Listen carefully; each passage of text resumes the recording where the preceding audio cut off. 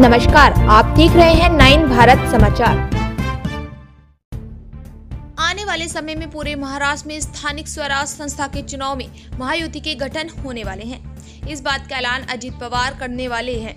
यह युति चुनाव जीतने वाले हैं। राष्ट्रवादी कांग्रेस पार्टी में प्रवेश करने वालों की संख्या भारी मात्रा में बढ़ती हुई है। इसके कारण इस चुनाव में महायुति की जीत पक्की नजर आ रही। इस जीत के लिए राष्ट्रवादी कांग्रेस पार्टी के सभी नेता कड़ी मेहनत कर रहे हैं। इस पत्रकार परिषद में मेले धनंजय मुंडे के साथ में थे। दौरा करत आज बीडच्या दौऱ्यावरती या ठिकाणी आलो आणि त्यानिमित्ताने आपल्या सर्व पत्रकार मित्रांशी संवाद करण्यासाठी माझ्या समेत उपस्थित असलेले राज्याचे पक्षाचे वरिष्ठ नेते आमदार धनंजयजी मुंडे,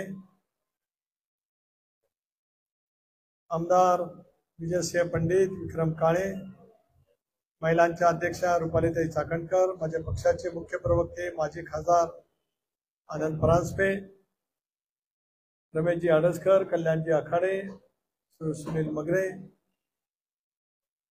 पक्षाचे बीडचे अध्यक्ष राजेश्वरजी, आपण सर्वच लिखित आणि वाहिन्यांचे सर्व सन्माननीय प्रतिनिधी, बंधू भगिनी आणि सहकारी मित्रांनो, सुरुवातीलाच आमच्या विनंतीला मान देऊन आपण फार मोठ्या संख्येने या ठिकाणी उपस्थित राहिलात त्याबद्दल मी आपल्या सर्वांचं मनापासून स्वागतही करतो आणि आभारी मानतो।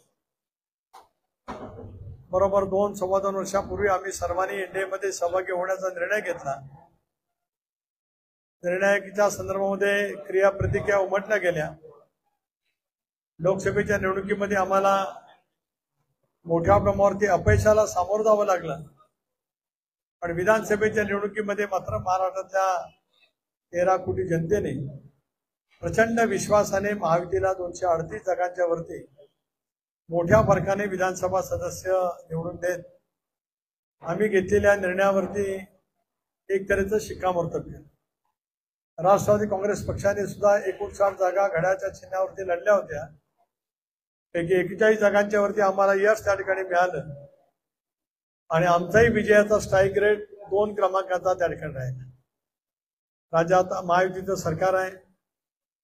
गेल्या 6-7 महिन्यामध्ये चांद्यापासून बांद्यापर्यंत म्हणजे विदर्भ, मराठवाडा, उत्तर महाराष्ट्र